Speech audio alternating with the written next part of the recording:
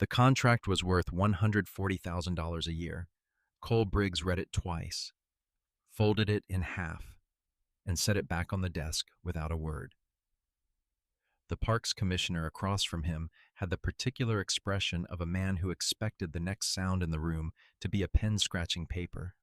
And when instead Cole stood up and extended his hand for a closing handshake that was not a closing, the man's face did something complicated that took a moment to resolve itself into something resembling a professional smile. Cole drove home on FM 1631 with both windows down and the hill country moving past him in the late afternoon light. He had been over the numbers enough times that they no longer felt like numbers. They felt like a question he had already answered. A $140,000 annual contract, renewable for 5 years, would have meant $700,000 over the life of the agreement. It would have meant new trucks, a larger crew, a business that looked from the outside like the kind of success a man was supposed to want after a decade of building something from nothing. It would have meant irrigated lawns and trimmed commercial hedges and the particular satisfaction of a government check arriving on a predictable schedule. It would have meant betting everything on water that was not going to be there.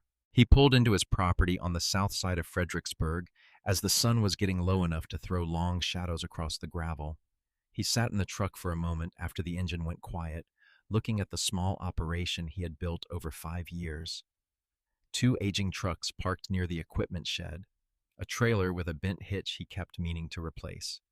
6 employees whose names and families he knew well enough to understand what his decisions meant for their lives.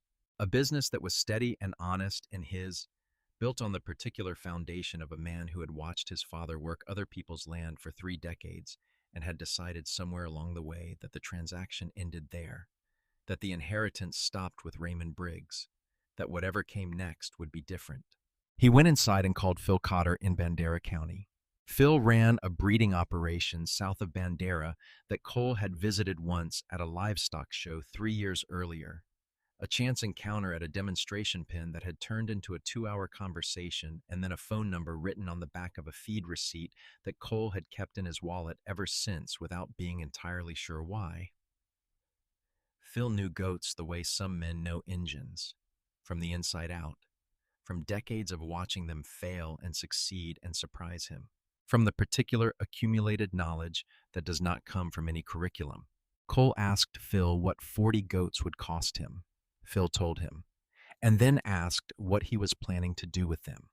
Cole told him about the targeted grazing research he had been reading for 3 years, about the aquifer data and the rainfall trend analyses and the soil reports from the Edwards Plateau that he had been collecting in 31 folders organized by year on a shelf in his home office. He talked for about 10 minutes, which was more than he usually talked in an entire day, and Phil listened without interrupting, which told Cole something about what kind of man Phil Cotter was. When Cole finished, Phil was quiet for a moment. Then he said he had been wondering when someone in Gillespie County was going to figure that out. Cole said he would be there Friday morning with a trailer. He did not call Roy that night. He told himself it was because it was late and Roy had work in the morning. But the real reason was simpler and less flattering. He did not want to spend an hour on the phone defending a decision he had already made. Roy was his older brother, and Roy was a good man, and Roy approached every financial decision in his life the way a structural engineer approaches a bridge, with load calculations and safety margins and a deep professional suspicion of anything that had not been proven to hold weight before. The goats had not been proven to hold weight. The data Cole had been reading for 3 years had not been explained to Roy. The conversation would not go well on a Thursday night with nothing in front of them but the phone. He would tell him in person, on the weekend, after the animals were already in the pen, when there was something concrete to point at. That was the plan. What actually happened was that Owen Cobb got there first. Owen ran the feed store on Highway 87, a low-sided building with a gravel lot and a hand-painted sign that had been fading toward illegibility for at least the 12 years Cole had been doing business there. Owen was not a malicious man. He was a sociable man who operated at the intersection of everyone's business and found genuine pleasure in the connecting of information to the people who would find it interesting. He knew who was buying what and who was struggling and who had just made a decision that other people would want to know about. And he communicated these things with the cheerful efficiency of a man who considered himself a public service. Roy came in for mineral supplement on a Saturday morning, 4 days after Cole had driven to Bandera County and come back with 42 goats in a rented trailer. Owen had the information before Roy was through the door. Your brother turned down the Kerrville contract, Owen said. Bought goats instead, 40-something of them. Already got them penned up out on his place. Roy set the bag of mineral supplement down on the counter without picking it up and drove straight to Cole's property. He did not call ahead. The Briggs men did not call ahead when something needed to be said in person. Cole was finishing the second pin section when he heard Roy's truck on the gravel. He set his fence pliers down on the post cap and turned around. Roy came through the gate with his hands in his pockets, which was how Roy moved when he was containing something he had not yet decided how to release. They stood in the lot between the new pen and the equipment shed, and the 42 goats moved around behind the wire, and the hill country afternoon held very still around them, the way it does when the wind dies off and the heat settles in. Roy said Cole had turned down $700,000. Cole said the contract was $140,000 per year with a 5-year renewal option. Nothing about renewal was guaranteed. Roy said that was not the point. Cole said he knew it was not the point. Roy looked at the pen. He looked at the animals moving inside it with the particular purposeless-looking purposefulness of goats in a new space, investigating everything within reach. He looked back at his brother.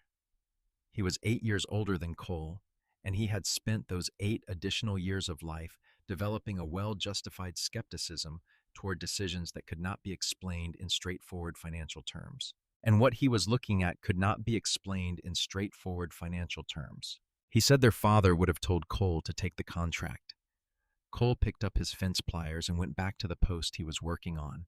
Roy stood there for another moment. Then he got in his truck and drove away. He did not call for 6 weeks. The news moved through Fredericksburg with the speed and comprehensive coverage that only small towns achieve. By the following Monday morning, it had reached the diner on Main Street and the co-op loading dock and the waiting area at the farm supply on the north end of town. And in each of these places, it acquired small additional details that made it more interesting than the plain version.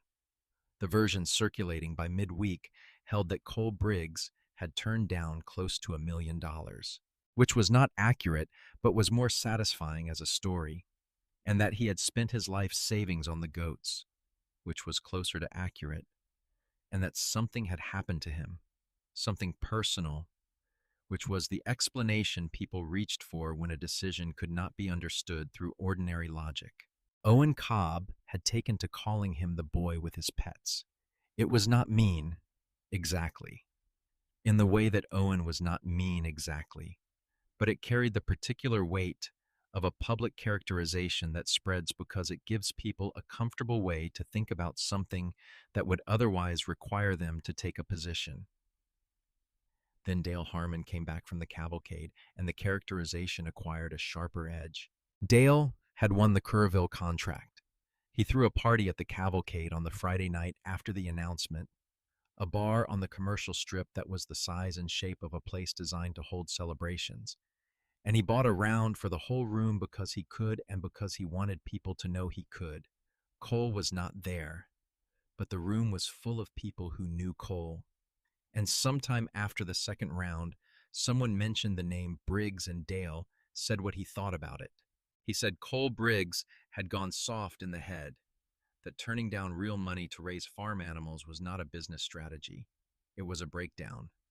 He said it without raising his voice, almost cheerfully, in the tone of a man who has already closed the book on a subject and is simply summarizing the last chapter for anyone who has not read it. He said the hill country was not going backward, it was going forward. It needed professionals with the right equipment and the right contracts and the right understanding of how modern commercial landscaping worked. It did not need a man in a goat pen pretending it was 1950. The words were back in circulation by Sunday morning. Cole read the text from a friend who had been at the cavalcade. He set the phone face down on the kitchen table. He sat there for a moment in the kitchen that smelled like coffee and the particular dry earth scent that came through the screen door in the evenings. And he thought about what Dale had said, and he thought about his father, and he thought about the 31 folders on the shelf in the next room, and he thought about a phone call he needed to make. He went outside and fed the animals, all 42 of them, working through the evening feeding routine that he was still learning. The sequence of tasks that would eventually become automatic, but was currently a process of active attention and occasional error. He had already lost one animal to a fence gap he had not seen. He had already discovered that goats were capable of finding structural weaknesses in enclosures that he would have sworn were sound. He was learning. And the learning was happening at the pace that real learning happens, which is to say, faster than comfort allows and slower than impatience demands. He went back inside after dark and called Gene Weston. The line rang 4 times before Gene picked up, which was how long it took a 74-year-old man with arthritis in both hands to get from wherever he was to the phone by the kitchen door. Cole had met Gene once at an agricultural extension meeting in Kerrville in 2016 and had written down something Gene said that evening and carried it since then in the same way he carried other things that mattered, quietly and without display. Gene had said that the land will tell you what it needs if you are willing to stop talking long enough to hear it. He had said it in the flat, unhurried tone of someone for whom this was not a philosophy, but an observation. The way you say the sun rises in the east, simply because it does. Cole introduced himself and reminded Gene where they had met. Gene said he remembered. Cole told him what he had done with the contract and what he had bought instead and why, laying out the data points and the aquifer readings and the rainfall trend analyses the way he had laid them out for himself over 3 years of folders and field notes. When he finished, Gene was quiet for a moment. Then Gene said he had been waiting for someone in Gillespie County to start paying attention to this. He said, "Come out to Mason County." He said there were things that were easier to show than to explain over a telephone. Cole drove out on a Tuesday morning in April when the hill country was in the brief particular beauty of its early spring, the roadsides blooming with bluebonnets and Indian paintbrush, and the air carrying a coolness that would be gone in 6 weeks. Gene was waiting at the gate in a canvas coat that looked like it had been through hard use for several decades and was prepared to go through several more. He was a lean man with sun-darkened skin and the particular physical quality of someone who has spent most of his adult life outdoors doing work that requires the body to be useful rather than impressive. They walked the fence line of Gene's 600 acres for most of the morning. Gene talked about the land with the same flat precision he had used at the extension meeting, explaining things not as theory, but as observed fact, pointing to specific patches of soil and specific plant communities and specific evidence of what had happened here over the 40 years he had been managing it. He talked about how a well-managed goat herd moved through a landscape as a biological tool, consuming invasive cedar and juniper at the root level in ways that mechanical and chemical clearing could not replicate because mechanical and chemical clearing addressed the surface without addressing the system underneath. He talked about the native grasses that returned when you gave them the conditions they needed. Grasses with root systems that went 4 and 5 and 6 feet into the soil. Grasses that held moisture at depths where it was protected from evaporation. Grasses that had been evolving for this specific landscape for 10,000 years before the cedar moved in and crowded them out. He talked about what was coming. Gene had been through 4 significant droughts in his lifetime. He described them the way a man describes things he has survived, not with drama or nostalgia, but with the flat accuracy of lived experience. He talked about the drought of record in the 1950s, which the old-timers still referenced as the standard of comparison for everything that came after. He talked about the drought cycles he had observed over 40 years and the patterns he had identified in the aquifer data and the rainfall records and the soil moisture readings he had been taking by hand since 1961 with instruments he had built himself from materials available at the hardware store. He said there was another one coming. He did not say maybe. He did not say he thought so, or that the data suggested, or that conditions were trending toward. He said there was another one coming, and it would hit somewhere between 2022 and 2024. And when it did, it would be the kind that people referenced afterward, the way the old timers referenced the 1950s. They sat down on the fence rail near the south pasture in the long gold light of the afternoon. The grass stretched out below them in the particular dense green of land that had been managed carefully for a long time. And Cole looked at it and thought about the county roads he had been driving for 5 years and the way the land on either side of them looked compared to this. Gene went inside. He came back carrying a notebook. It was small, 7 inches by 5, bound in brown leather that had darkened with age and handling until the surface had the color and texture of old saddle leather. The corners were worn smooth. Gene held it out and Cole took it, and when he opened the cover, he found the first page dated October 1961 and filled with the careful small handwriting of a young man who had decided to start paying attention to something and had kept paying attention for the next 4 decades without stopping. The entries were meticulous.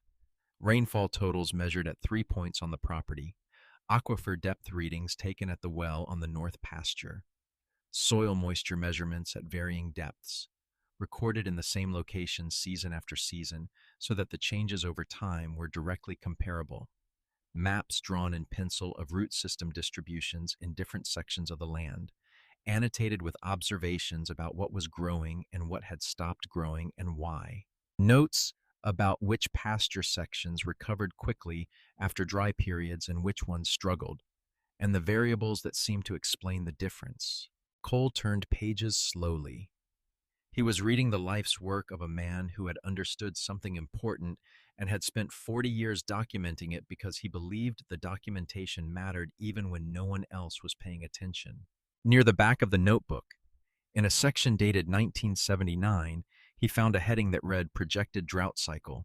Below it was a paragraph of dense, careful writing that laid out Gene's analysis of the 40-year rainfall and aquifer cycle he had been tracking, the pattern he had observed in the historical data going back to the 1890s, and the conclusion he had reached.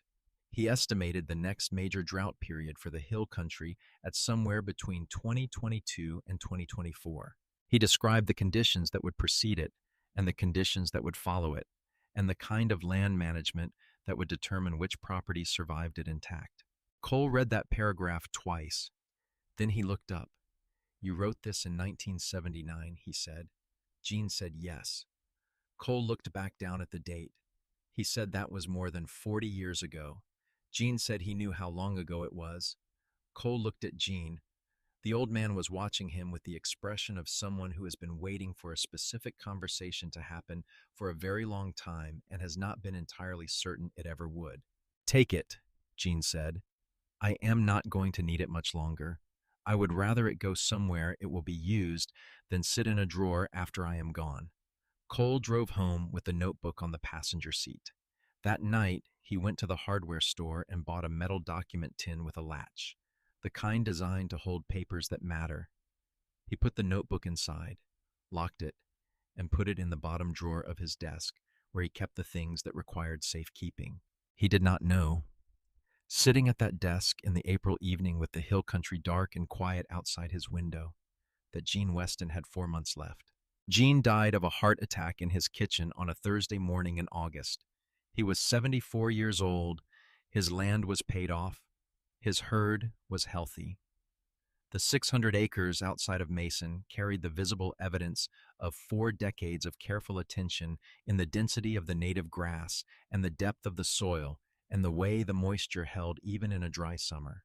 He had spent his life doing exactly what he believed was right, and the land showed every year of it in a way that required no explanation to anyone who knew how to look. Cole drove to Mason County for the funeral. He wore his father's good jacket, the one that was slightly wide in the shoulders because Raymond had been broader through the chest than his son, and he sat in the third row of the small white church on the edge of Mason and listened to a pastor describe Gene Weston in terms that were accurate as far as they went, but that could not quite contain the specific quality of the man. The particular combination of patience and rigor and genuine attentiveness to the world he inhabited that Cole had recognized the moment he sat down on that fence rail in April and listened to Gene talk about the land as though it were a conversation he had been having for 50 years. After the service, in the corridor near the back of the church where people were moving slowly toward the doors, a hand came down on Cole's shoulder from behind. He turned around. Dale Harmon was standing there in a charcoal suit with his hair combed and his boots carrying the particular high shine of leather that has been recently and carefully attended to. He looked like a man who had inserted this stop into a schedule of other commitments, which was probably accurate. He offered Cole a handshake, brief and firm, and said that Gene Weston had been a good man and that it was a loss for the county. Then, with the satisfied expression of someone who considers himself generous for showing up, he said that Gene had been skilled at what he did, but that the way he had done it was finished, that the world had moved on from all of that and there was no percentage in pretending otherwise. Cole looked at Dale for a moment. He had his hand in his jacket pocket and his fingers found the shape of the tin key, which he had put there that morning without any particular intention, the way you put something in your pocket when it feels like it belongs on your person. He said nothing. He nodded once, turned, and walked out into the August afternoon, where the heat sat on the air like a physical thing, and the sky was the particular bleached blue of a hill country summer at its peak. The first full year was an education in the gap between research and practice. Cole had read everything available on targeted grazing. He had read the academic papers and the extension service publications and the case studies from ranching operations in similar climates in New Mexico and Oklahoma and the degraded rangelands of the Southwest. He had read about rotation schedules and stocking densities and the specific consumption patterns of mixed goat herds working through invasive brush. He had come to the work as prepared as a person could be who had never actually done it. None of that preparation fully accounted for the gap between understanding a system and operating it in actual terrain with actual animals in actual weather. He lost 3 animals to coyotes in September. The first one was a failure of vigilance, a section of perimeter fence that he had assessed as sound and that turned out not to be sound in the way that perimeter fences have a habit of failing at their most inconvenient point rather than at the point you checked most recently. The second and third losses happened on the same night a week later and were the thing that made him drive 40 minutes to a breeder in Comfort who had 2 Great Pyrenees livestock guardian dogs available and come back with the one that looked at him with the calm, evaluating intelligence of an animal that understood its job and intended to do it. Cole named the dog Dust for the color of his coat and the way he moved through the landscape like something that had always been part of it. Dust was worth every cent of the $400 he had cost, and then some. There was the November storm that brought 40-mile-an-hour winds and took down a 50-foot section of the East Penn Wall at 2 in the morning, and the 4 hours Cole spent in cold rain with a flashlight and a voice going hoarse from calling, working through a neighbor's back pasture and along the creek line, gathering animals that had scattered with the particular panicked efficiency of creatures that have decided the predator is everywhere. He recovered 38 of the 40 animals that had gotten out. The other 2 he found the following morning a quarter-mile east, apparently having decided the drainage ditch was a reasonable place to spend the night. There was the hoof rot that moved through the herd twice in the first winter, a bacterial infection of the foot that spreads in wet conditions and requires a program of treatment and pen management and individual animal attention that was more demanding than anything Cole had anticipated and that consumed several weeks of his life at a level of detail that had not appeared in any of the publications he had read. And through all of it, running alongside the daily management challenges and the equipment failures and the physical demands of running an 80-animal operation with a reduced crew, there was the slower and harder education of learning to read the land the way Gene had read it, learning to see what the herd's behavior was telling him about the condition of the soil in a given section, learning which plants they returned to repeatedly and which they avoided, and what that selective pressure said about the nutritional and chemical profile of what was growing there, learning to look at a section of ground that appeared uniform from a distance and see the differential moisture signatures and root density patterns that made it anything but uniform up close. He kept notes, a plain composition book dated by day, observational and factual, tracking what he saw and what he did and what the result was. Not Gene's notebook, Not that depth of accumulated institutional knowledge, but the beginning of something. The first pages of a record that would take decades to become what it was trying to become. He was building the foundation of something he would not fully understand for years. In the meantime, Dale Harmon had not finished. 2 weeks after the cavalcade party, while Cole was managing the aftermath of the first coyote losses and figuring out the corrective fencing protocol, two of his 6 employees came to him on the same afternoon and gave their notice. They had been approached by Harmon Grounds separately, on different days, with offers of full-time permanent positions at wages Cole could not match with his current revenue structure. Both men were competent and reliable workers who had been with the operation for more than 2 years. Both men took the offer. Both men thanked Cole for the time they had worked together, and Cole thanked them back with the sincerity of someone who understood that they were making the rational decision available to them, and he shook both their hands. He spent the next 3 weeks working the hours of 8 people with the body of one. He did not call Roy. He did not call his mother, who had come by twice with food, and the carefully maintained expression of a woman holding back things she had decided not to say. He went to bed at 9 and woke at 4 and worked the time between with the focused and economical energy of a man who has discovered that complaint costs the same as silence and produces less. It was in those 3 weeks, doing the work of a full crew by himself, that he began to understand the operation from the inside in a way he had not understood it before. When you have to do every task yourself, you discover which tasks matter and which ones are procedural theater. You discover the actual minimum requirements of the system as opposed to the comfortable margins you had built around them. You discover what breaks when you remove the slack, and you discover what turns out to be more resilient than you expected. Cole called Gene Weston the following week and told him what had happened with the crew. Gene listened and then said that some of the best things that ever happened to his operation had looked like problems when they arrived. Cole said he was starting to see that. Gene said to come back out when he had time. There was more to show him. Cole drove out to Mason County on a Saturday in late October, 3 weeks before Gene died, and they spent the morning walking the sections of Gene's land that Cole had not seen on the first visit, the areas where the native grass recovery was most advanced, the sections where the soil moisture differential between managed and unmanaged land was most visible to the naked eye if you knew what you were looking at. Gene walked slowly that morning, more slowly than he had in April, and Cole noticed, but did not mention it. They sat at the fence rail in the south pasture again in the afternoon, and Gene answered questions that Cole had been accumulating since April. Specific technical questions about rotation intervals and stocking density calculations and the indicators he watched for when deciding whether a section needed more time to recover before the herd went back through it. At the end of the afternoon, Gene said he thought Cole had the right instincts for the work, that the instincts mattered more than the knowledge because the knowledge could be acquired, but the instincts either were there or they were not. Cole drove home in the October evening thinking about that. 3 weeks later, Gene was gone. By the spring of 2020, the operation had found its footing in the way that things find their footing, not through a single moment of breakthrough, but through the accumulation of small competencies that eventually add up to something that functions reliably. The herd was healthy, and the rotation schedule was producing visible results on Cole's own land. And when the call came in from Llano County, it felt less like a lucky break and more like an arrival at something that had been developing for the right amount of time. Hank Dalton was 67 years old and had been running a cattle and hunting operation on 380 acres in Llano County since buying the property in 1989.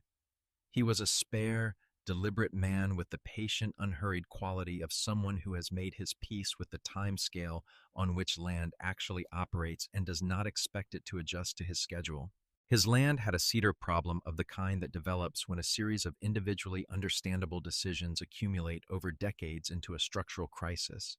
He had reduced his cattle stocking rates as the carrying capacity of the land declined. He had watched sections of pasture that had been productive 20 years ago go to cedar so thick you could not ride a horse through them.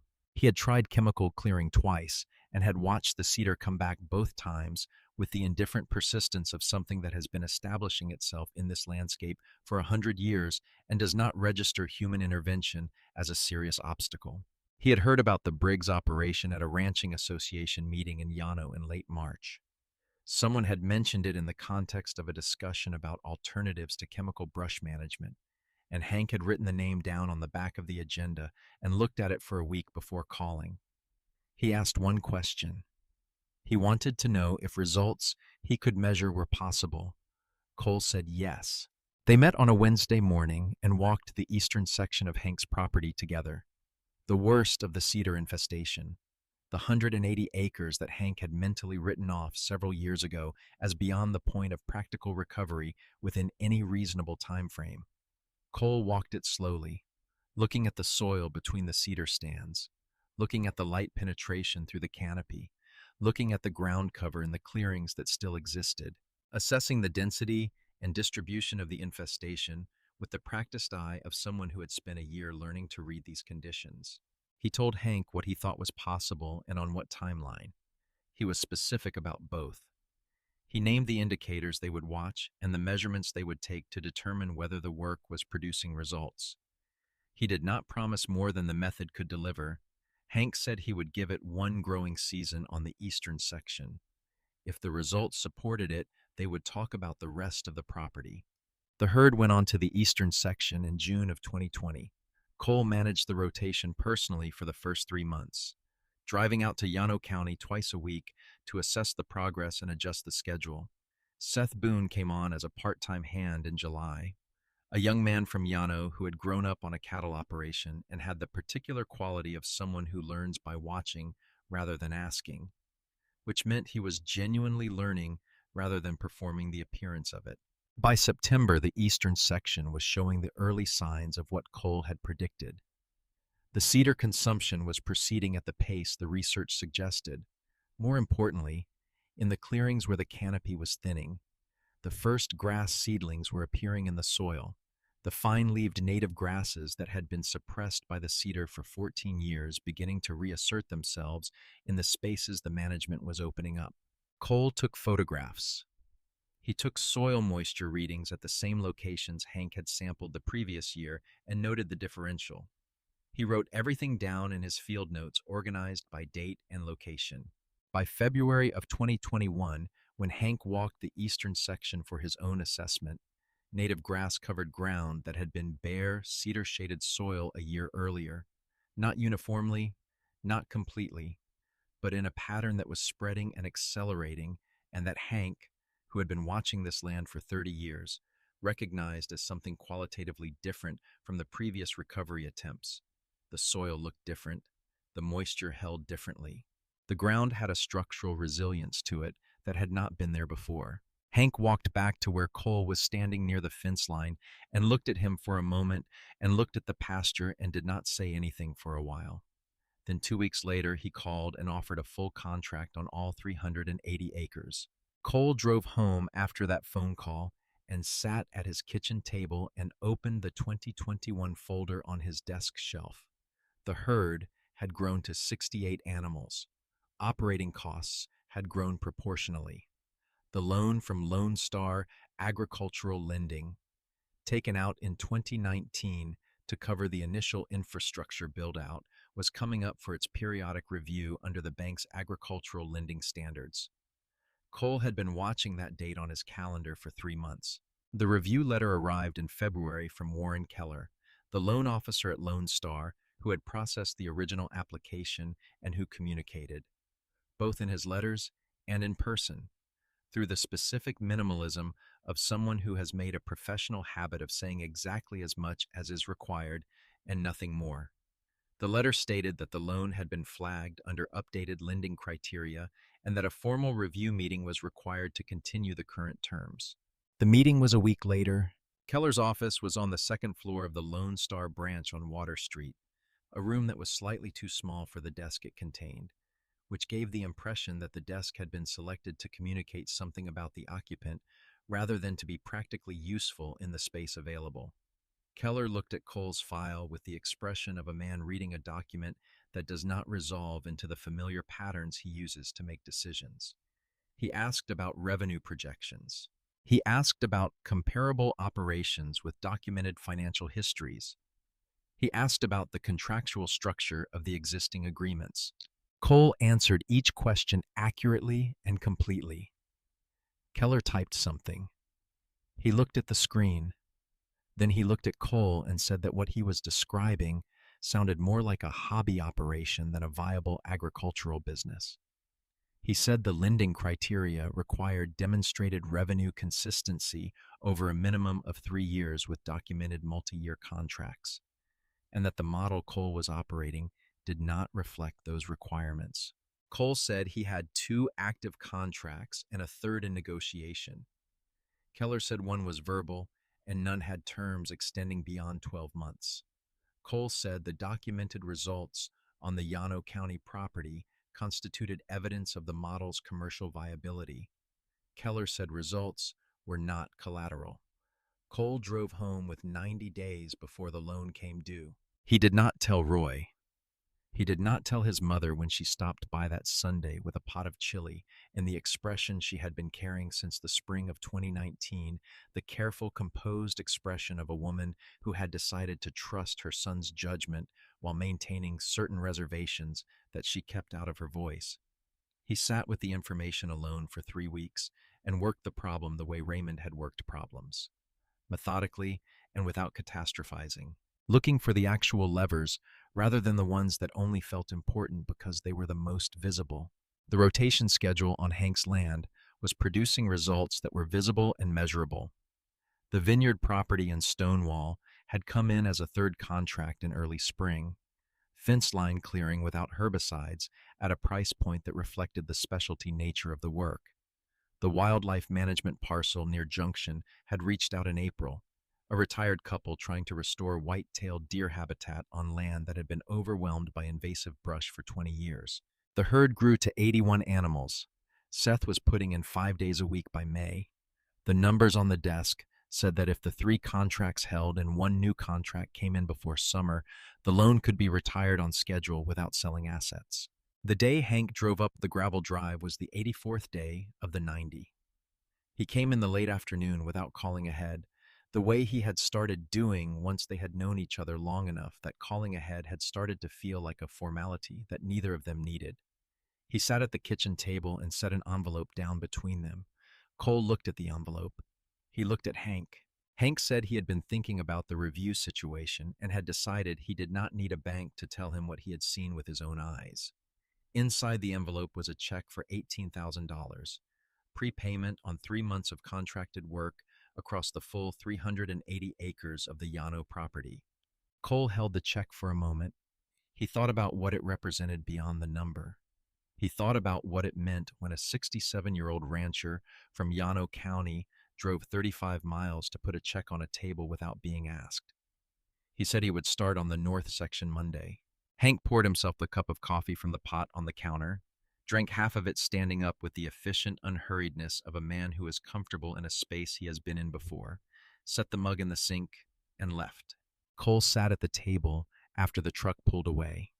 The evening sounds of the property came through the screen door, the herd settling in the far pasture, dust moving along the fence line in his slow, methodical circuit, the particular dry grass smell of the hill country in early summer, carrying on the small evening breeze. He unlocked the tin.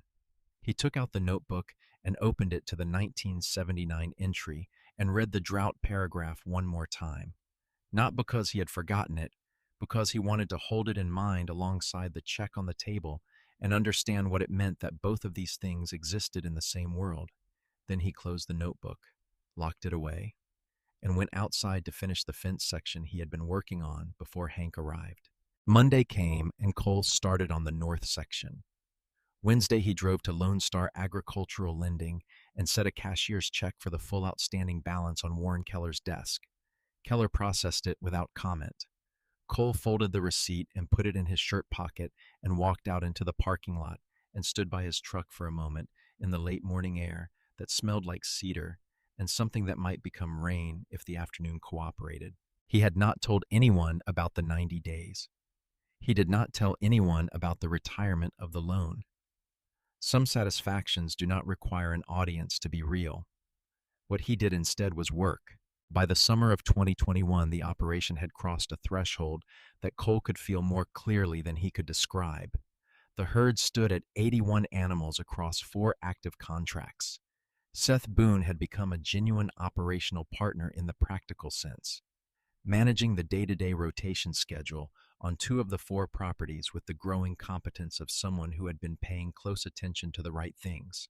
The results on Hank's land were mature enough now that they were visible to anyone with eyes, not just to people who knew what they were looking at. Native grass covered sections of the eastern pasture that Hank had given up on. Soil moisture readings at those locations were running significantly higher than on adjacent untreated land. The deer on the Junction property were ranging wider every month, a behavioral indicator that the habitat was opening up in ways that mattered. Cole documented all of it with the same systematic care he had brought to the first composition book in 2019. The folders on his desk shelf had grown to cover 3 years of dated field observations across 4 properties.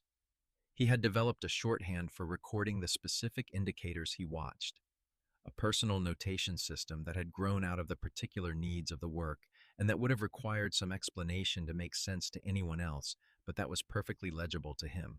He was building something, not loudly, not in any way that the world outside his client base had noticed, but the land was responding in the language that land uses, which is slow and physical and does not care about your timeline. And for Cole, that was the only confirmation that mattered. Dale Harmon was building something too, and doing it in the loudest possible way. By October of 2021, Harmon Grounds had expanded to include 2 new crew trucks, a commercial irrigation installation division staffed by 3 licensed technicians, and a flagship contract with a residential development outside of Kerrville called Stone Creek Estates. 240 newly constructed homes on a development that had come out of the ground in the previous 18 months, whose homeowners association had committed to a 3-year grounds maintenance agreement that Dale had negotiated at a combined value of $380,000. It was the kind of contract that validated a business model in the most visible possible way, the kind that got you a photograph in the newspaper and an invitation to speak at the Chamber of Commerce annual meeting. Dale announced the Stone Creek Agreement at the October Chamber meeting, and the room applauded. The photograph ran in the Kerrville Daily Times on a Thursday.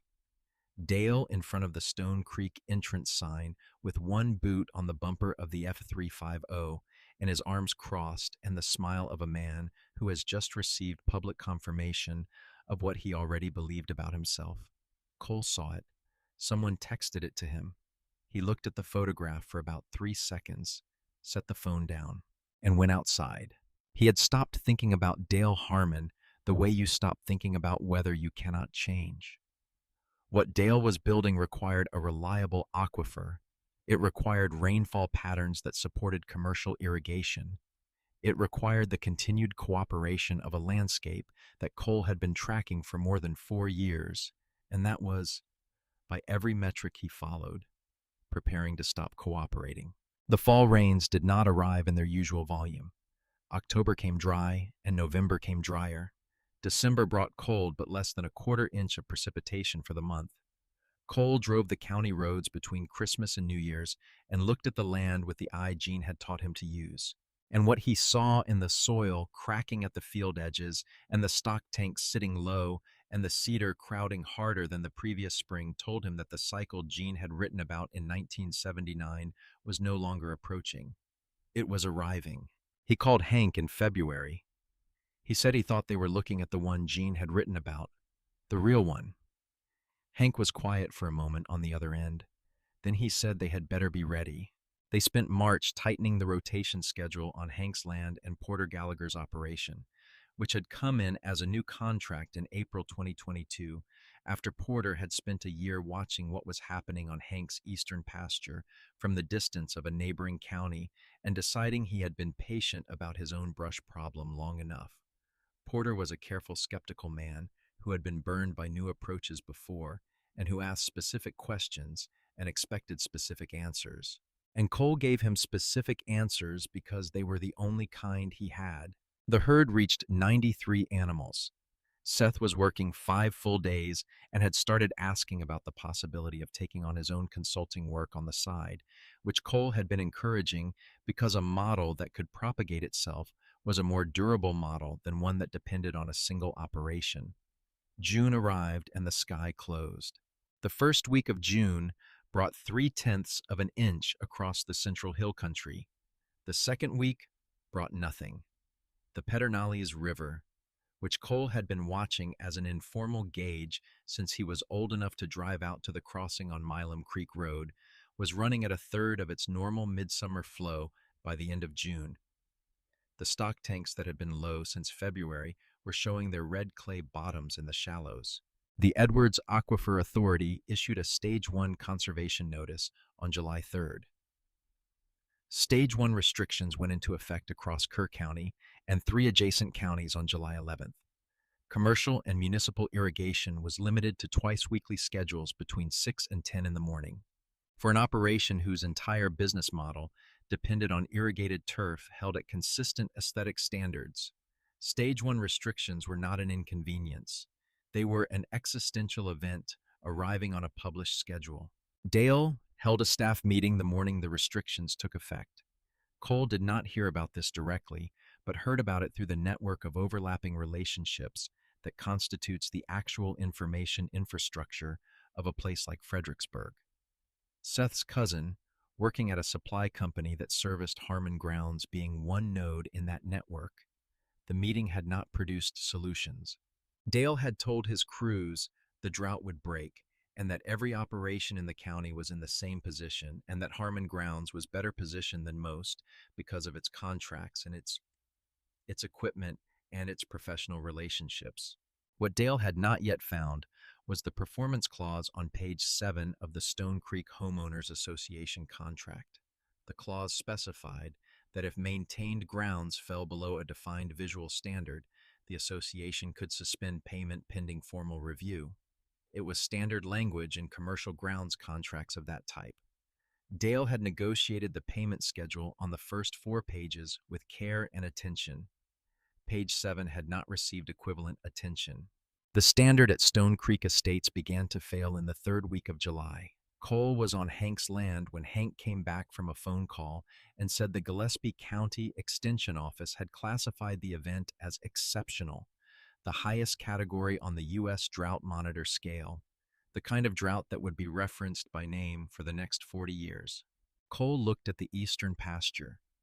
The section that had been bare, cedar-shaded soil 2 years ago was covered now in the dense particular green of deep-rooted native grass, holding moisture at depths that the surrounding land could not match. All around it, on the untreated land, the color of the drought was spreading, pale and cracked and losing structural integrity in the heat. He picked up his fence tool and went back to work. Harmon Grounds received formal notice from the Stone Creek Association on August 3rd that payment was being suspended pending review. 3 residential clients reduced their service schedules in the following week. The Irrigation Installation Division had 2 contracts that could not begin because the county had issued a moratorium on new irrigation permits. 2 crew members left. A 3rd followed. Then Dale drove up the gravel drive. Cole was adjusting a rotation gate in the near pasture when he heard the engine. He recognized the note of it before he saw the truck. He finished what he was doing and walked back to the drive at his own pace. Dale was standing outside his truck in work clothes that did not quite fit the man wearing them the way his usual presentation fit him. He had lost weight. The particular tightness around his eyes that comes from several weeks of sustained financial stress had settled into the planes of his face and was not going to leave quickly. He said he had a proposition. Cole waited. Dale said he had heard the operation was doing well. He said he had struggling clients whose properties needed different management, and he thought there might be a structure that worked for both of them. He said he was prepared to pay $40,000 for the herd. He said it was a fair number given the circumstances. He said it with the specific intonation of a man who expects his offer to be received as an act of generosity towards someone he assumes is in a worse position than he is. Cole set down his gate tool. He walked to the main pin latch and opened it. The pasture stretched out in the August morning light, 400 acres of hill country land under 3 years of active management, and moving through it in the dense working green of restored native grass were 187 goats. Around the edges of that pasture, on the untreated neighboring land, the drought was laying out its full judgment in pale brown and cracked clay and the particular stillness of soil that has given up its moisture and has none left to give.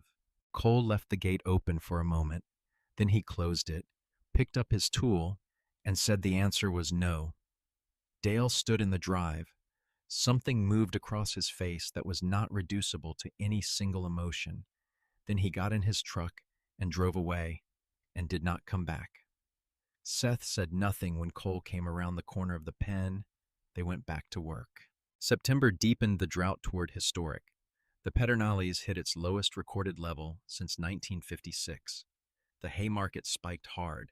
Ranchers throughout the region were making decisions about cattle they had spent years building herds toward, selling animals they had not planned to sell, running the calculations of a dry winter against the carrying capacity of land that could not currently carry what it held.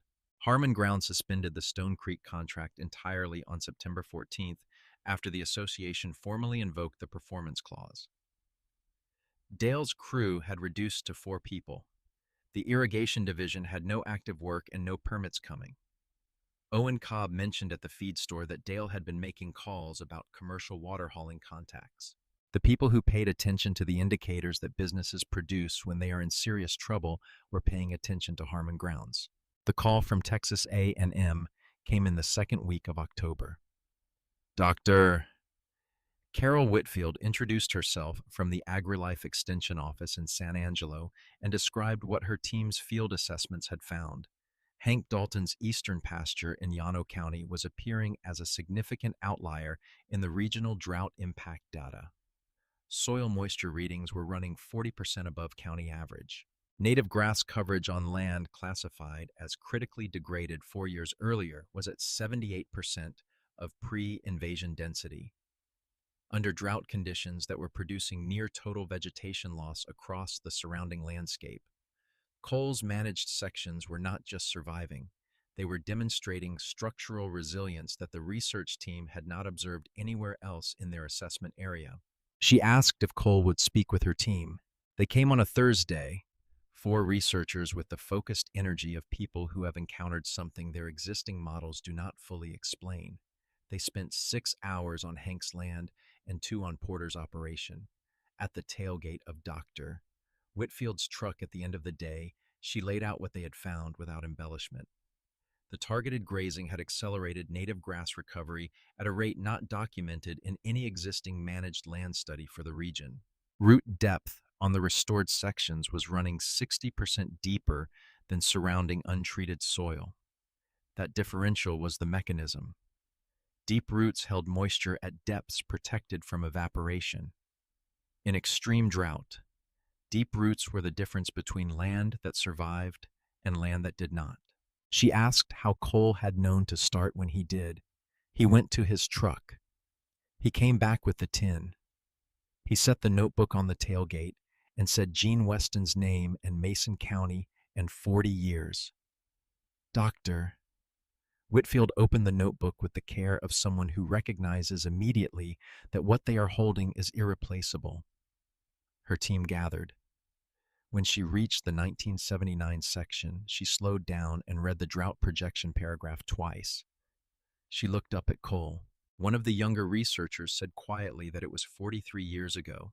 Nobody spoke for a moment. Doctor. Whitfield looked back down at the careful small handwriting of a man who had spent his life paying attention to something that no funded research program had thought worth tracking. She asked if Cole would be willing to let them study the notebook formally and include Gene's work in the research record. Cole looked at the notebook on the tailgate. He thought about Gene at the fence rail. He said he would think about it. He drove home with the tin on the seat, the calls that had started coming in. Ranchers from Menard County and San Angelo and places farther out who had heard about Llano County through the Extension Network. Went to voicemail for the night.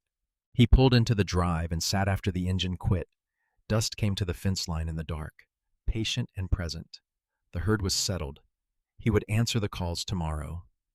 Tonight, there was a gate latch that needed attention and the particular quiet that comes after a long day of physical work in good weather. The kind of quiet his father had known every day of a life spent outdoors.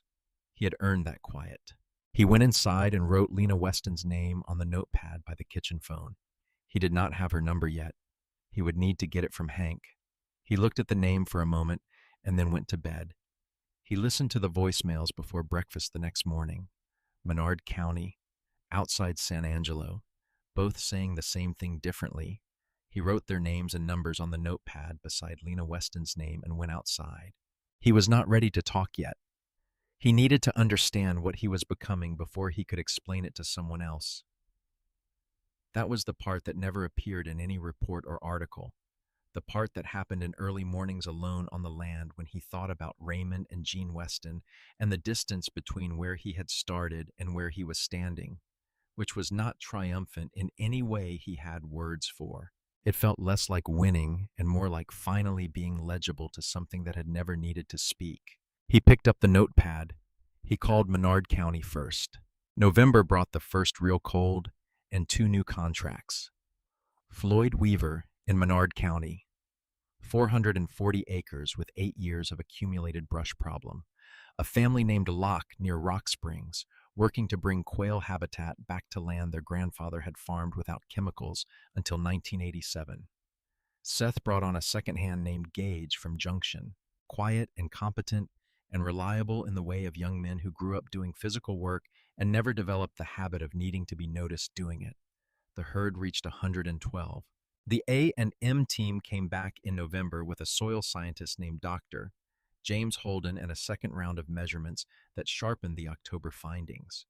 The moisture differential between Cole's managed sections and surrounding untreated land was widening as the drought deepened. Under standard conditions, managed and unmanaged land converge in drought stress. Cole's sections were diverging. Dr. Whitfield laid this out at Hank's kitchen table after the field work and said the data was going to be published. She said Jean Weston's name would appear in the peer-reviewed record as the originating observer of the drought cycle prediction. Cole said he would let her know about the notebook. He drove home and sat with the tin at the kitchen table that evening. He thought about Lena Weston. He thought about whether she knew the notebook had been given away. He had been avoiding thinking about this directly, which is a kind of thinking in itself. He called Hank and asked for the Weston family's number in Mason County. Hank called back 20 minutes later with it from an old directory. Cole sat with the number beside the tin for a long time. The hill country dark was full outside. He would call tomorrow.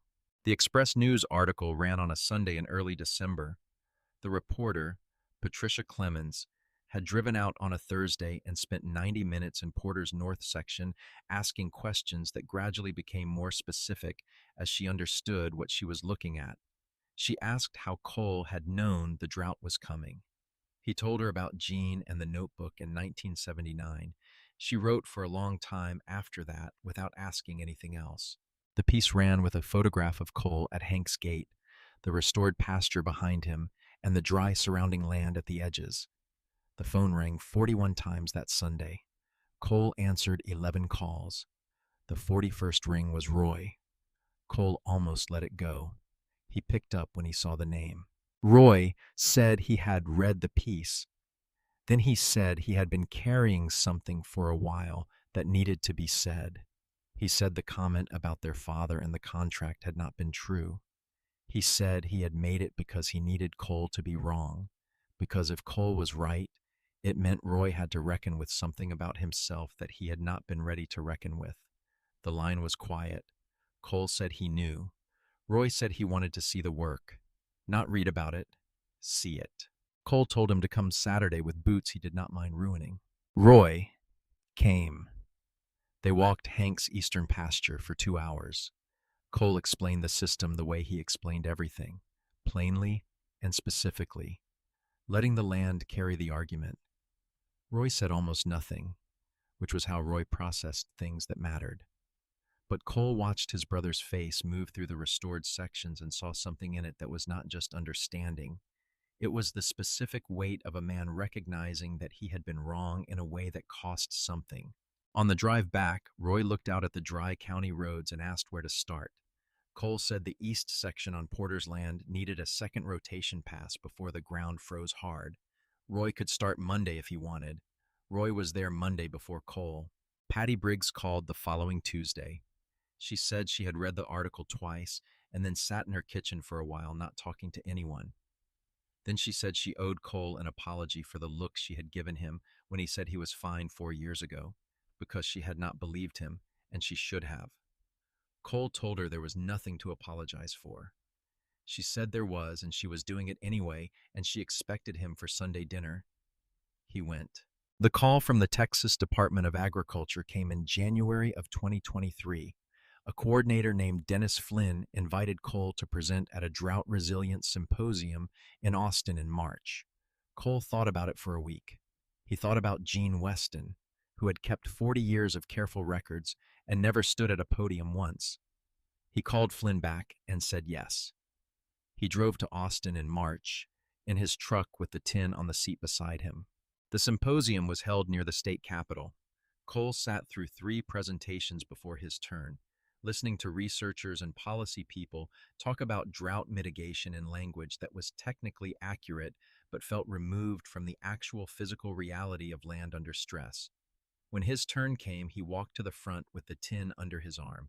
He spoke for 35 minutes without slides.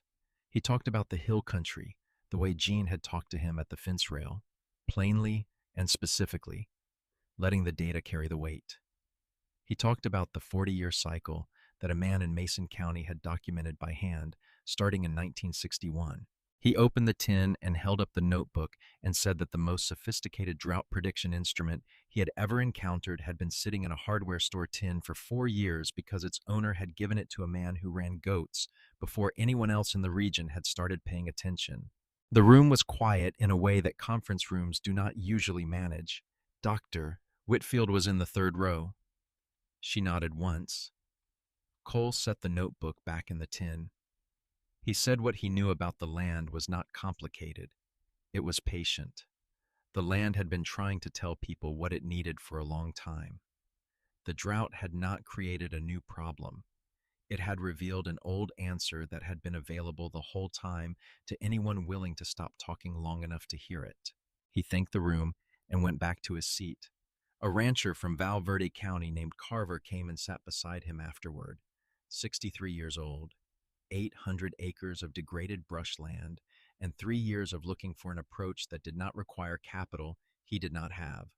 They talked for 40 minutes. Cole gave him Seth's number. 3 days after the symposium, a property manager named Reed called. He was handling operations for the Locke family's Rock Springs parcel. He said someone had approached the Locks about a groundskeeping position, a man named Harmon who had listed Kerrville commercial properties as references. The family wanted to know if Cole had any thoughts. Cole was quiet for 3 seconds. He said he did not know the man's current situation well enough to recommend against him.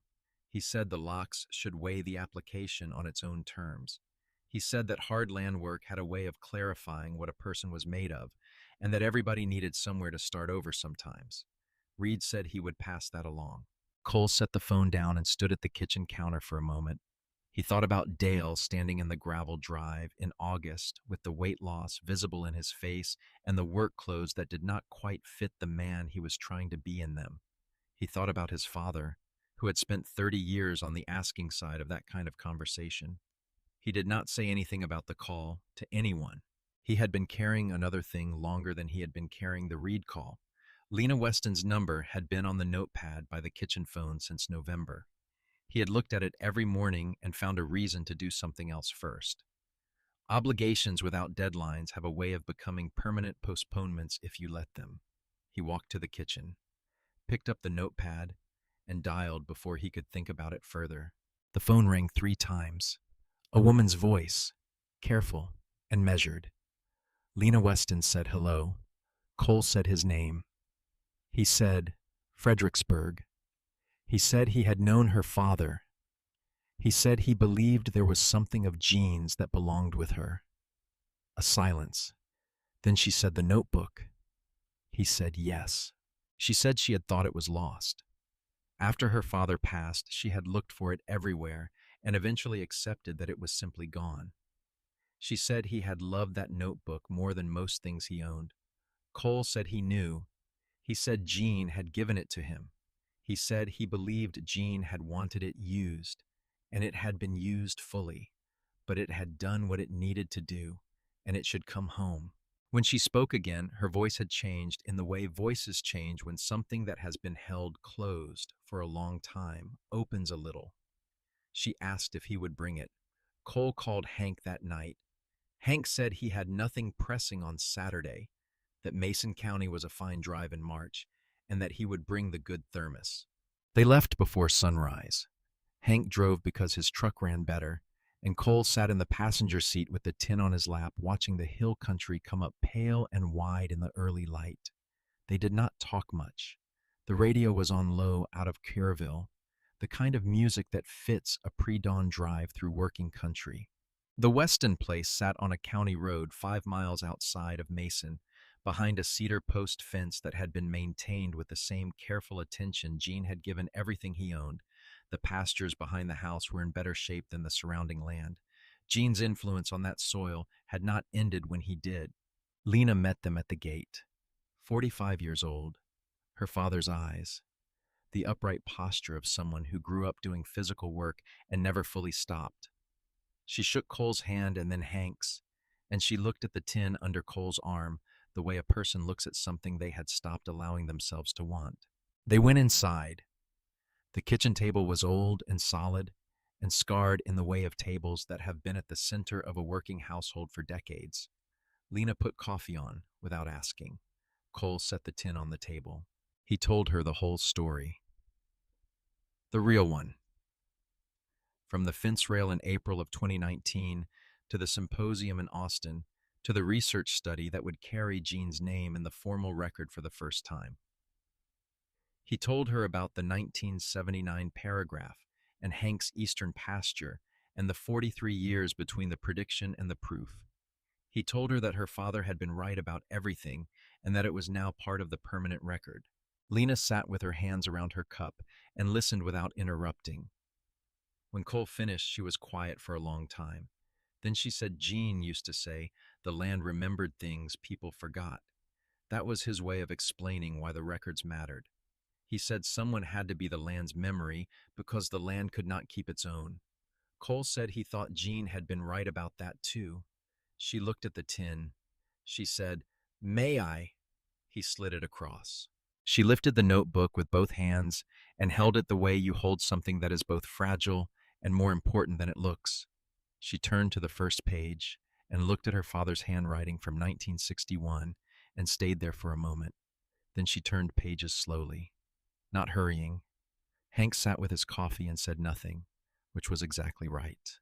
When she reached the 1979 section, she stopped. She read the drought paragraph. She read it again.